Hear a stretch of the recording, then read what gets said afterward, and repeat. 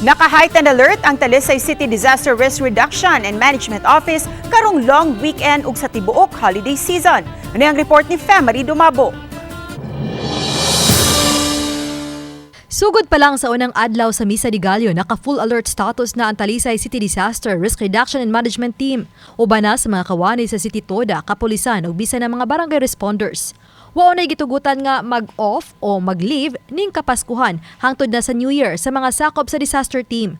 Andam kanunay ang mga kagamitan alang sa pag-rescue. Matod ni Alvin Santillana nga alerto na usab ang kabaranggayan. Isip may unang mga responder kung adunay mahitabo sa ilang lugar. And then at their own respective LGO sa ilang mga barangays, alerted na sila during the season, labi na rong 24, 25,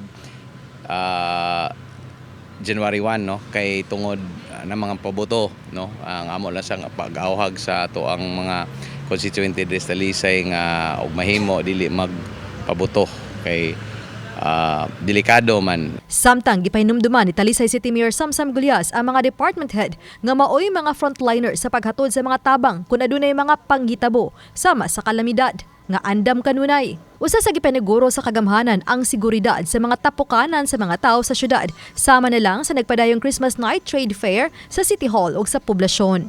Ang ako ra gyud is the City Toda and the Disaster Office has always been coordinating with the PNP para importante matanaw na itong sitwasyon labi na sa trade fair nato na daghan kayong tao in both poblasyon and City Hall.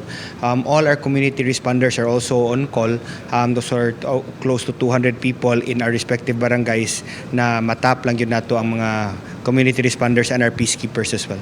Tingwa sa kagamhanan nga way matala nga krimen atol sa kasaulugan sa Pasko ug sa pagsugat sa bag-ong tuig sa dakbayan sa Talisay aron mapuno sa kalipay ug positibo ang pagsugat sa bag-ong tuig. Uban ni Godfrey Relien, Femery Dumabok. Balitang Bisdak.